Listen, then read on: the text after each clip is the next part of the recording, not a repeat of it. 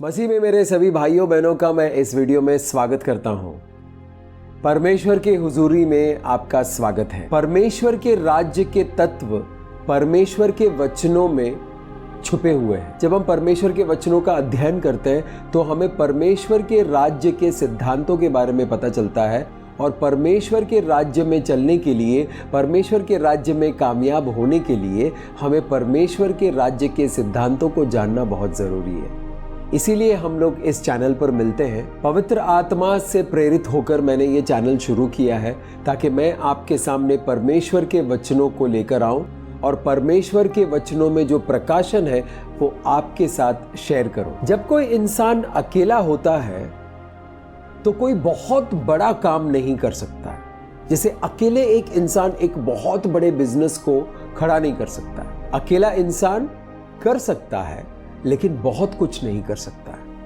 अगर एक अकेले इंसान के पास बहुत अच्छे अच्छे आइडियाज हैं तो भी वो अकेले बहुत बड़ा काम नहीं कर सकता।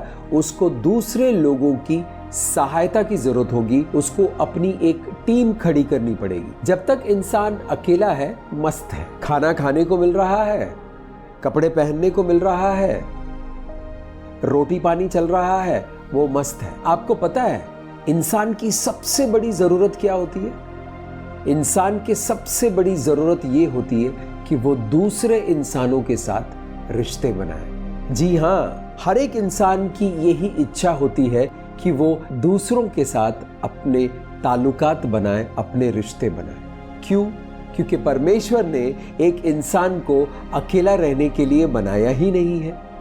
वो हमेशा समुदाय में रहता है, सोसाइटी में रहता है, लोगों के साथ रहता है। हर एक इंसान सैकड़ों इंसानों के साथ जुड़े हुए हैं। अगर मुझे कोई काम करना है तो मुझे किसी से पूछने की जरूरत नहीं है, वो मेरा काम है, मैं कर लूंगा जाकर। उदाहरण के तौर पर मुझे अगर अपना स्टूडियो साफ करना है तो मैं स्टूडियो साफ करूंगा, मुझे किसी से पूछने की जरूरत नहीं है, किसी को आकर बताने की जरूरत नहीं। लेकिन मुझे अगर शूटिंग करना है तो मुझे लोग चाहिए, कैमरा करने वाला एक बंदा चाहिए, जो शूटिंग किया है उसको एडिट करना है तो एडिटर चाहिए। तो मेरा टीम बढ़ रहा है। ये एक स्टूडियो है जहां पर सब कुछ कंट्रोल में है। लेकिन अगर मैं बाहर जाता हूं खुले में, मुझे एक टीम की आवश्यकता होगी शूटिंग करने के लिए। जैसे हम लोग टीम की बात करते हैं, जैसे 1 से 2 हो गए, 2 लोग हैं, 2 अलग सोच है, 2 लोग हैं, 2 अलग अलग घरों से आते हैं, अलग अलग विचारधाराएं हैं, अलग अलग समझदारियां हैं। तो 2 लोग यदि सहमत होकर काम नहीं कर रहे हैं तो वो काम अच्छा नहीं होगा। मेरे प्यारे भाइयों और बहनों, अगर आपको आपके जीवन में कुछ बड़ा करना है, अपने से बड़ा, तो आपको लोगों की आवश्यकता होगी, लोगों के साथ मिलकर काम करने की जरूरत होगी। लेकिन जैसे 1 से 2 हो जाते हैं, 2 से 3 हो जाते हैं, 3 से 4 हो जाते हैं, झमेले बढ़ जाते हैं, वाद विवाद होना शुरू होता है, मन मुटाव होना शुरू होता है, कभी कभी तो झगड़े भी हो जाते हैं कि मैं ऐसा करना चाहता हूं, नहीं ऐसा करेंगे तो सही है, वो कह रहा है कि नहीं वैसा करना चाहिए, ऐसा वैसा ऐसा वैसे में सारा मामला जो है वो बिगड़ जाता है। आजकल ये हालत है कि एक ही परिवार के लोग सहमत नहीं हो पा रहे हैं। एक ही घर के लोग, एक ही खून है, एक ही माँ बाप के बच्चे हैं या पति पत्नी जो शादी कर चुके हैं, एक हो चुके हैं, उनके बीच सहमति नहीं है। आजकल तो बाहर वालों के साथ आप सहमति बना लोगे, लेकिन घर वालों के साथ सहमति बनाना इतना मुश्किल हो गया है। क्यों ऐसा? क्यों सहमति इतना मुश्किल है? जिस क्षेत्र में हम लोग काम करते हैं वहां अगर बहुत सारे लोग हैं तो वहां हमेशा वाद विवाद बना हुआ, सहमति नहीं है। कंपनी चाहती है कि सारे एम्प्लॉय सहमत होकर काम करें ताकि कंपनी को फायदा हो। कंपनी के साथ हम सहमत नहीं है, कंपनी में काम करने वाले कंपनी के साथ ही सहमत नहीं है। वही कंपनी आज तक कामयाब हुआ है जहां पर कंपनी और कंपनी में काम करने वाले लोग दोनों सहमत है। कंपनी का जो फलसफा है, कंपनी में जो काम करने का तरीका है, कंपनी के कानून कायदे हैं, उसके साथ जब कंपनी में काम करने वाले लोग सहमत हो जाते हैं तो वो कंपनी आगे बढ़ता है। पार्टनरशिप करते हैं, 2 लोग मिलकर एक बिजनेस चलाने के लिए पार्टनर बन जाते हैं। अगर दोनों पार्टनर सहमत होकर एक दिशा में नहीं चल रहे हैं तो वो जो पार्टनरशिप है वो ज्यादा दिन चलेगा नहीं। एक बात अगर आप ध्यान से देखेंगे, जहां पर एक टीम होती है वहां पर सहमति हो तो बहुत अच्छा काम होता है, लेकिन असहमति हो तो वहां पर काम सही नहीं होता है। जहां पर अच्छा काम होता है वहां पर धीरे धीरे धीरे धीरे असहमति का बाढ़ आ जाता है, क्योंकि हमारा जो दुश्मन है, अंधकार की शक्तियां जो है वो असहमति लाना चाहते हैं। भाई को भाई से लड़ाना चाहता है, बच्चों को माता पिता के साथ लड़ाना चाहता है, दोस्त को दोस्त के साथ लड़ाना चाहता है, पार्टनर को पार्टनर के साथ लड़ाना चाहता है, कंपनी के मैनेजमेंट को कंपनी के काम करने वालों के साथ लड़ाना चाहते हैं। क्यों ये लड़ाई? ताकि वहां पर खुशहाली ना हो, वहां पर कामयाबी ना हो, वहां पर उन्नति, प्रगति, सुख, शांति, समृद्धि ना हो। समृद्धि को नाश करने वाला अगर कोई आत्मा है तो वो आत्मा है झगड़े का। झगड़े की आत्मा जहां पर हो वहां पर प्रगति नहीं हो सकती है, वहां पर गरीबी आ जाती है। ऐसा क्यों हो रहा है?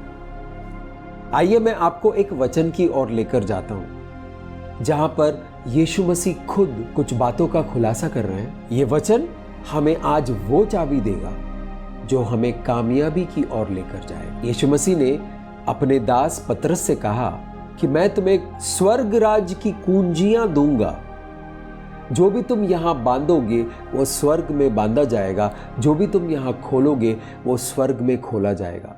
यानी जो भी हम यहां बंद करेंगे वो स्वर्ग में बंद होगा, जो भी हम यहां खोल देंगे वो स्वर्ग में खुल जाएगा। मत्ती के सुसमाचार अध्याय 18, 19वां और 20वां वाक्य। फिर मैं तुमसे कहता हूं, यदि तुम में से 2 जन पृथ्वी पर किसी बात के लिए जिसे वो मांगे एक मन के हो, तो वो मेरे पिता की ओर से जो स्वर्ग में है उनके लिए हो जाएगा। क्योंकि जहां 2 या 3 मेरे नाम पर इकट्ठे होते हैं वहां मैं उनके बीच में होता हूं। आप परमेश्वर को आपके बीच देखना चाहते हो तो कम से कम 2 लोगों को सहमत होना पड़ेगा। अगर आप परमेश्वर को अपने कंपनी में आते हुए देखना चाहते हो तो कंपनी के कम से कम 2 लोगों को सहमत होना पड़ेगा। अगर आप परमेश्वर को अपने रिश्ते में आते हुए देखना चाहते हो तो उस रिश्ते में कम से कम 2 लोगों को सहमत होना पड़ेगा। कम से कम 2 लोगों के बगैर कोई रिश्ता भी नहीं है। अगर आप परमेश्वर को अपने घर में आते हुए देखना चाहते हो तो घर के कम से कम 2 लोगों में एकता होनी चाहिए, सहमति होनी चाहिए। ये वचन यीशु मसीह ने कहा है। यीशु मसीह के खुद के शब्द हैं ये। वो कहते हैं कि यदि 2 लोग एक मन हो जाए, सहमत हो जाए, एग्रीमेंट करके एक मन होकर जो भी मांगोगे, पिता परमेश्वर जो स्वर्ग में है हमारे लिए कर देंगे। जो भी है वो अच्छी बातों के लिए है, अच्छे कामों के लिए। परमेश्वर हमारे बुरे कामों में हमारा साथ नहीं देता है। हालेलुया। बुरे कामों में साथ देने के लिए हमारा दुश्मन है, अंधकार की शक्तियां हैं जो हमारे बुरे कामों में हमारा साथ देता है। अगर किसी पर मुझे गुस्सा आ गया और मैं बैठा हूं गुस्से में, तो मैं सोच रहा हूं उसको कैसे सबक सिखाऊं, ये सोच रहा हूं, वो सोच रहा हूं, ऐसा सोच रहा हूं, वैसा सोच रहा हूं, उसका मैं ये बिगाड़ दूंगा, उसका मैं ये कर दूंगा, उसका मैं वो कर दूंगा, मैं कुछ ऐसा बोल के आऊंगा, मैं कुछ वैसा बोल के आऊंगा। 1-1.5 घंटे तक मेरे दिमाग में ये चल रहा है और वो अंधकार की शक्तियां बोल रहे हैं, हाँ हाँ हाँ मुस्तफा तुम सही कर रहे हो, ऐसा ही करना चाहिए, उनके साथ ऐसा ही होना चाहिए, ऐसा ही करो जाकर। वो प्रोत्साहित करते हैं गलत काम करने के लिए। लेकिन परमेश्वर का वचन कहता है कि माफ करो, जाने दो, जाने दो। काम करना है, सहमत हो जाओ, एक मन हो जाओ। यीशु मसीह ने कहा है कि मैं ही रोशनी हूं। परमेश्वर का वचन यीशु मसीह है, परमेश्वर का वचन रोशनी है। और जब हम रोशनी में चलते हैं तो हम गिरते पड़ते नहीं हैं, हमें हमारा मार्ग दिखाई देता है और हम सीधे चलते रहते हैं। हालेलुया।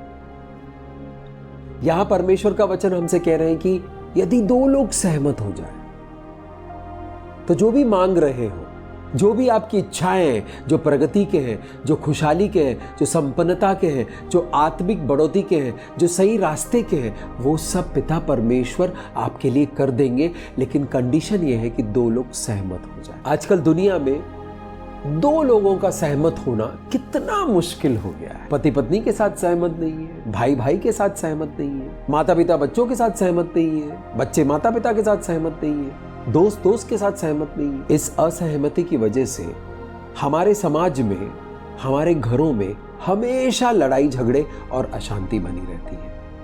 इसीलिए हमारी प्रार्थनाएं सब व्यर्थ हो रही है। परमेश्वर का वचन हमें सिखाता है कि पति अगर प्रार्थना कर रहा है और अपने पत्नी के साथ सहमत नहीं है, पत्नी पति के साथ सहमत नहीं है, तो कुछ भी मांगोगे कुछ नहीं मिलेगा। मांगते रहो।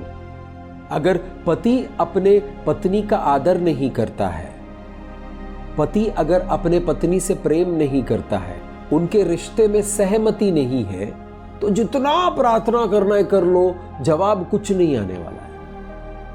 उसी तरह पत्नी अगर पति के साथ सहमत नहीं है, दोनों में सहमति नहीं है, प्रेम नहीं है, शांति नहीं है, तो प्रार्थनाएं व्यर्थ है। बहुत सारे ऐसे लोग हैं जो कई सालों से प्रार्थना कर रहे हैं, लेकिन उनकी प्रार्थनाओं का जवाब ही नहीं आ रहा।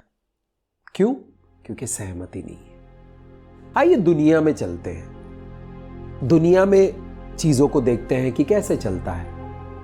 कंपनियों में एग्रीमेंट साइन होता है। कोई उस कंपनी में नौकरी करने जाता है तो उससे भी एग्रीमेंट साइन करा लेते हैं कि आप हमारे कंपनी के तौर तरीकों के मुताबिक काम करेंगे, हमारे कंपनी के गुप्त डॉक्यूमेंट्स को बाहर नहीं जाकर बताएंगे, हमारे कंपनी के रहस्यों को बाहर नहीं बताएंगे। साइन करो। साइन किया। जब साइन करेंगे तब वो कंपनी में ये इंसान काम करेगा, तब इनको तनख्वाह मिलेगी। अगर साइन नहीं हुआ तो तनख्वाह भी नहीं मिलेगी। दो लोग व्यवसाय करने के लिए साथ में आ गए कि मैं ये तुमको बेचूंगा, वो तुम मुझसे खरीदोगे। एग्रीमेंट साइन करो, इतने का बेच रहे हैं, इतने का खरीद रहे हैं, इतने टाइम पे पैसे मिलेंगे, इतने टाइम पे चेक मिलेगा, इतने टाइम पे डिलीवरी होगा, इस तरह का कुछ सेटअप होगा। तो सारा जो डिटेलिंग है आप एग्रीमेंट में लिखते हो, साइन करते हो, तभी काम होता है। एक दोस्त दूसरे दोस्त को फोन करता है, कहता है यार गोवा चलते हैं घूमने। दूसरे दोस्त ने हाँ बोला ही नहीं। जिस दोस्त ने फोन करके वो अकेले पहुंच गया गोवा। अरे यार तुम आए नहीं। तो मैंने कब कहा कि मैं आऊंगा? भाई मुझे लगा कि तुम आ जाओगे। हाँ, तुम्हारे लगने से थोड़ी मैं आऊंगा। मैंने सहमति थोड़ी दी कि मैं आ रहा हूं। अब तुम अकेले ही एंजॉय कर लो, मैं काम में थोड़ा बिजी हूं। बिना सहमति के चले गए। चलिए संडे का दिन है, छुट्टी वाला दिन है, क्रिकेट खेलने मिलते हैं, है ना। जब सब लोग सहमत होते हैं तो जाके फायदा है। पता चला मैं अकेले जा रहा हूं, अकेला अकेला ही सहमत हूं, बल्ला लेके पहुंच गया और कोई नहीं आया। सहमति नहीं थी। शादियों में पूछा जाता है क्या आप इस शादी के लिए सहमत हो, तब शादी पूरी होती है। सहमति नहीं है वो शादी होगी नहीं। सहमति की अहमियत बहुत ज्यादा है हमारे जीवन में। नारियल का पेड़ उगाना है तो जो बीज है उसको पहाड़ी क्षेत्रों में जाकर बोओगे तो वो जो बीज है वो उस मिट्टी के साथ सहमत नहीं है, वहां पर पेड़ उगेगा नहीं। तो फिर नारियल का बीज कहां सहमत होगा? जहां पे समुंदर हो, वहां पर नारियल का बीज जो है वो मिट्टी के साथ सहमत होगा। तो कुदरत में भी ये सहमति बहुत ही जबरदस्त तरीके से हमें देखने को मिलता है। परमेश्वर का वचन कहता है हमसे कि यदि हम सहमत हो जाते हैं तो जो भी मांगते हो वो दिया जाएगा।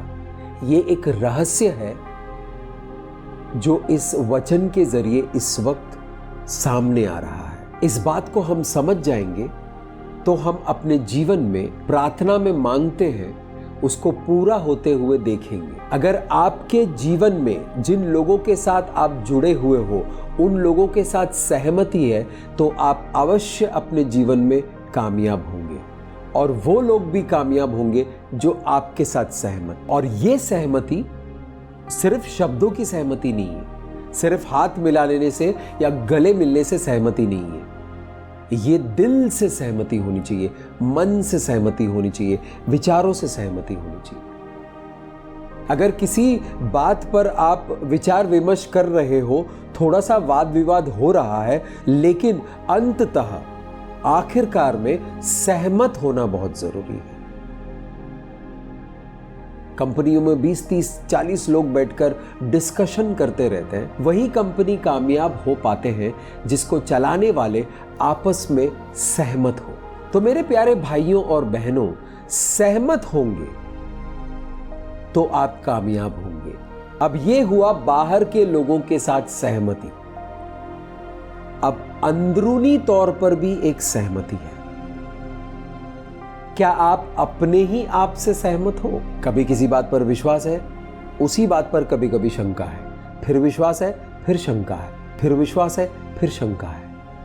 ये फुटबॉल की तरह विश्वास शंका चलता रहता है। और जो करना था वो अटक गया, जो सोचना था वो अटक गया, जो फैसले लेने थे वो अटक गया। क्यों? सहमत नहीं। क्या आप अपने अंतर्मन से सहमत हैं? क्या आप अपने मन से सहमत हैं? अंदरूनी सहमति होना बहुत जरूरी है, वरना अंदरूनी कलेश होता रहता है। हर इंसान का आत्मिक जीवन और भौतिक जीवन एक दूसरे के विपरीत दिशा में होते हैं। आत्मा कुछ और चाहती है और हमारा शरीर जो है वो कुछ और चाहता है। इन दोनों के बीच अगर सहमति नहीं हो, परमेश्वर का काम आपके जीवन में पूरा नहीं होगा। परमेश्वर की योजना आपके जीवन में पूरा नहीं होगा। परमेश्वर की योजना है तो आत्मा और शरीर को मिलकर काम करने का। आत्मा भी आपका है, शरीर भी आपका है। आत्मा में जब पवित्र आत्मा आते हैं तो आत्मा प्रबल हो जाता है, सामर्थी हो जाता है। शरीर भी अपनी जगह सामर्थ्य से भरा हुआ है। तो शरीर और आत्मा को मिलकर परमेश्वर के काम करने पड़ेंगे। इसलिए प्रेरित पौलुस लिखते हैं कि अपने शरीर को अपने आत्मा के अधीन बनाओ, यानी शरीर को डिसिप्लिन करो, शरीर को ट्रेन करो आत्मा के मुताबिक चलने के लिए, वरना शरीर एक दिशा में जाएगा, आत्मा दूसरी दिशा में जाएगा, दोनों विपरीत दिशा में होंगे, आपकी हालत खराब हो जाएगी। यह है अंदरूनी सहमति। क्या आपका मन, आपके विचार इस बात से सहमत है कि यीशु मसीह के कोड़े खाने की वजह से आप चंगे हो चुके हैं? या फिर आपका मन कहता है पता नहीं परमेश्वर ने मुझे माफ किया कि नहीं किया, शायद परमेश्वर ने मुझे माफ नहीं किया इसलिए मैं बीमार चल रहा हूं। तो यीशु मसीह ने क्रूस के ऊपर जो काम पूरा कर दिया है, उस काम का फायदा, उस काम का अनुग्रह आपके जीवन में नहीं आ रहा है। क्यों? आपने उसको असहमति के साथ ब्लॉक कर दिया है। यशायाह की पुस्तक 53 के 5 में लिखा है कि यीशु मसीह के कोड़े खाने की वजह से आप चंगे हो चुके हो। वचन के साथ क्या आप सहमत हो? लोग परमेश्वर के वचन को पढ़ते रहते हैं, लेकिन क्या हम परमेश्वर के वचनों के साथ सहमत है? अगर हम परमेश्वर के वचनों के साथ सहमत है तो हमारी सहमति उन वचनों को हमारे जीवन में प्रकट होने देगा। बहुत लोग बहुत घंटों तक परमेश्वर के वचन पढ़ते रहते हैं, लेकिन क्या मन से, आत्मा से, विचारों से उन परमेश्वर के वचनों के साथ सहमत हो या नहीं हो? अगर सहमत नहीं है तो आप पढ़ तो लिए हैं, आपको समझ भी आया है, लेकिन आपके जीवन में परमेश्वर की भलाई प्रकट नहीं हो रही है। तो फिर आप अगर परमेश्वर की भलाई को प्रकट होते हुए देखना चाहते हो तो परमेश्वर के वचनों के साथ आपकी सहमति होनी चाहिए। कभी कभी हम लोग पवित्र आत्मा के साथ सहमत नहीं होते। पवित्र आत्मा कहता है कि ये इंसान तुम्हारे लिए सही नहीं है, ये रिश्ता सही नहीं, इसको छोड़ दो। नहीं, मैं तो बहुत प्यार करता हूं उससे, मैं जोड़ नहीं सकता हूं। और फिर जुड़ जाते हैं, जोड़ लेते हैं और जीवन भर का प्रॉब्लम शुरू हो जाता है। फिर परमेश्वर को पुकारते हैं कि प्रभु मेरी सहायता करो। प्रभु बोलेंगे पहले ही मैंने सहायता कर दी थी, तुमने उस सहायता को ग्रहण नहीं किया, तुमने उस सहायता को स्वीकार नहीं किया, जो मैंने कहा था उसके साथ तुम सहमत नहीं हुए, अब तुम परेशानी में फंस गए हो। ऐसा नहीं कि प्रभु हमारी सहायता नहीं करेंगे, पहले ही मान लिए होते तो यहां फंसते नहीं। परमेश्वर के बातों से, परमेश्वर के शब्दों से, पवित्र आत्मा की कही हुई बातों से क्या हम सहमत होते हैं? किसी कंपनी में हम निवेश करने जाते हैं, पवित्र आत्मा बोलता है मत करो, अरे लेकिन मेरे 4 दोस्तों ने लाखों रुपए कमा लिए, मुझे पैसे लगाने हैं, उसने इतने पैसे कमा लिए, इसने इतने पैसे कमा लिए, उसका इतना फायदा हो गया, इसका इतना फायदा हो गया, चलो मैं भी लगाता हूं। कुछ दिनों में सारा पैसा जो लगा था वो चला गया। अब हम सोचते हैं कि परमेश्वर ने ऐसा होने क्यों दिया? परमेश्वर की आत्मा ने आपसे कहा था कि मत लगाओ, या फिर हमने परमेश्वर की आत्मा से सलाह मशवरा ही नहीं किया, उनकी सहमति ली नहीं और हमने जाकर सीधा लगा दिया पैसा डूब गया। आपके जीवन को कामयाब बनाने के लिए सहमति बहुत जरूरी है। जरा सोचिए, सहमति से क्या फायदा है? पति पत्नी के साथ सहमत है, दोनों हाथ पकड़कर परमेश्वर से प्रार्थना कर रहे हैं, ये वचन उनके जीवन में सिद्ध हो जाएगा।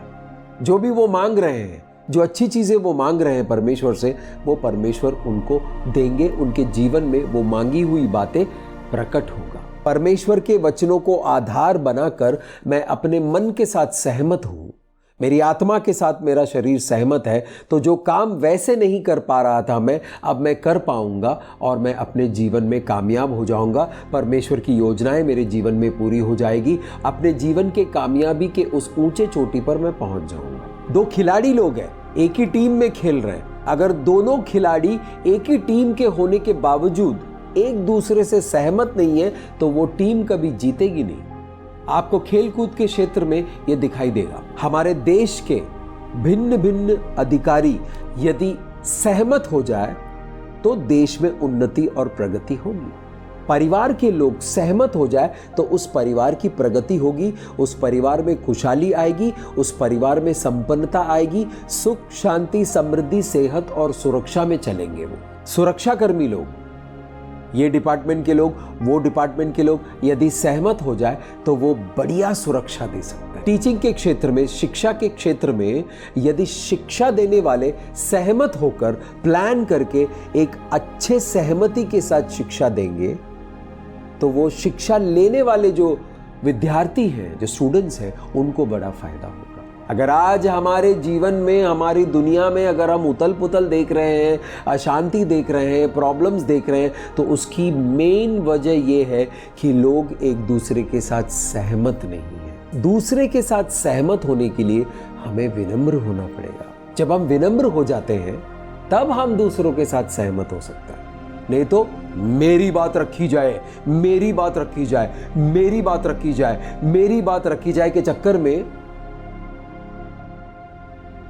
काम खराब हो जाएगा। परमेश्वर अपने वचनों के जरिए बहुत ही सामर्थ्य से भरा हुआ सिद्धांत आप तक पहुंचा रहे हैं। मेरे प्यारे भाइयों और बहनों, इस सिद्धांत को, इस वचन को अपने जीवन में लागू कीजिए और फिर देखिए परमेश्वर के वचन आपके जीवन में कैसे सिद्ध होता है। एक मन होकर सहमति के साथ जहां हम जुड़ते हैं, वहां हमारे बीच परमेश्वर होता है। परमेश्वर हमारे बीच में वास करते हैं अगर हमारे मन में सहमति है तो। पिता परमेश्वर आपको आशीष करे, पवित्र आत्मा आपको जुम्बिश करे, पवित्र आत्मा आपको छुए, आपको आशीष करे। परमेश्वर के ये वचन आपके जीवन में 100 गुना फल लेकर आए। आप परमेश्वर के इस वचन को सुनकर, समझकर इसको अपने जीवन में लागू करेंगे। परमेश्वर कहते हैं कि आप संपन्न हो जाओगे, क्योंकि आप जो भी मांग रहे हो उसको आने का रास्ता सहमति से होकर गुजरता है। आइए प्रार्थना करते हैं। परमेश्वर आपको आशीष करे। पिता परमेश्वर, इस वचन को इस वक्त तोड़ा गया है, ये जीवन की रोटी है, इस रोटी को तोड़ा गया है। आप इस वचन के अभिषेक को ग्रहण करें ताकि ये वचन का अभिषेक आपके जीवन में आए। हर वो बंदिश जो आपको सहमत होने से रोकता है, वो हर बंदिश तोड़कर गिर जाएगी। हर वो अहंकार की आत्मा जो आपको सहमत होने दे नहीं रहा है, डर की आत्मा जो आपको सहमत होने दे नहीं रहा है, डाउट की आत्मा यानी शंका की आत्मा जो किसी पर विश्वास करने नहीं दे रहा है, सहमत नहीं होने दे रहा है, वो सारी बंदिशें इस वक्त टूट के गिर रही है यीशु मसीह के सामर्थी नाम से। प्रभु, इस वक्त जो आपका बच्चा इस वीडियो को देख रहा है, प्रभु उनके जीवन से असहमति को दूर कर दीजिए पिता परमेश्वर, ताकि वो सहमत होकर अपने जीवन में कामयाब हो सकते हैं। प्रभु अंदरूनी कलेश को खत्म करके अंदरूनी सहमति के लिए आप अनुग्रह दे रहे हैं प्रभु, इस वक्त उनको धन्यवाद करते हैं पिता परमेश्वर। प्रभु आप महान है, आप महान परमेश्वर है। प्रभु यीशु मसीह ने अपने जीवन की आहुति दी, अपने जीवन का बलिदान दिया, इतना दर्द सहा और अपने आप को कोड़े मारने दिया उन्होंने, लहूलुहान हो गए, उनकी शरीर जो है वो छलनी छलनी हो गई, उनके शरीर में से खून का एक एक कतरा बहकर इस धरती पर गिरा, उनको क्रूस पर चुनवा दिया, वो क्रूस पर मारे गए, गाड़े गए और तीसरे दिन मुर्दों में से जी उठे और हमें एक अनंत जीवन की ओर जाने का मौका दिया। ये जो प्रेम का प्रदर्शन परमेश्वर ने किया है, इस बात के साथ यदि हम सहमत हो जाते हैं तो हम अनंत जीवन में चलना शुरू करते हैं। परमेश्वर के वचन हमें समझ में आए, परमेश्वर के वचनों को हम ग्रहण कर पाए, परमेश्वर के साथ हम मेल मिलाप कर पाए, इसीलिए यीशु मसीह ने क्रूस के ऊपर अपना काम पूरा कर दिया। उसके लिए हम यीशु मसीह का कोटि कोटि धन्यवाद करते हैं। यीशु मसीह ने पिता परमेश्वर के साथ सहमत होकर ये काम को पूरा किया। आदम ने पिता परमेश्वर के साथ असहमति दिखाई। आदम और हव्वा को पिता परमेश्वर ने कहा था, प्रभु परमेश्वर ने कहा था कि वो फल खाना मत, लेकिन असहमति दिखाई उन्होंने और उन्होंने वो काम किया जो मना किया था, वर्जित किया था, और उसकी वजह से मनुष्य के जीवन में पाप आया और मनुष्य गिरता रहा, गिरता रहा, गिरता रहा। लेकिन पिता परमेश्वर ने पूरे जगत से इतना प्रेम किया कि उन्होंने अपने इकलौते पुत्र की बलि दी, ताकि जो भी उस पर विश्वास करेगा वो अनंत जीवन को प्राप्त होगा, उसका नाश नहीं होगा। मेरे प्यारे भाइयों और बहनों, इस बात से जब हम सहमत हो जाते हैं तो हमारा जीवन बदल जाता है। हालेलुया। धन्यवाद करते हैं पिता परमेश्वर इस अद्भुत कार्य के लिए। प्रभु आपके वचनों के साथ सहमत होकर चलना सिखाइए, आपके बातों के साथ सहमत होकर चलना सिखाइए, एक दूसरे के साथ सहमत होकर भाईचारे के साथ चलना सिखाइए पिता परमेश्वर। प्रभु हर एक प्रार्थना आपके समक्ष एक खुशबू बनकर आती है, ये प्रार्थना भी आपके समक्ष एक खुशबू बनकर आएगी। इस प्रार्थना के वक्त प्रभु जो अभिषेक आपने रिलीज किया है, जो आशीष आपने रिलीज किया है, जो वरदान आपने दिए, जो अनुग्रह आपने दिया है, जो प्रेम आपने दिया है, सहमत होने के लिए जो आत्मा आपने उंडेली है पिता परमेश्वर, वो सब इस वक्त इस वीडियो देखने वाले व्यक्ति को मिले, आपके बच्चे को मिले, और वो सब उनके जीवन में हमेशा हमेशा के लिए रहे। इसलिए हम इन सभी वरदानों को यीशु मसीह के पवित्र लहू में ढाकते हैं और यीशु मसीह के पवित्र नाम से इस प्रार्थना को मांगते हैं। आमीन। मेरा नाम मुस्तफ़ा है और मैं यीशु मसीह का दास हूँ।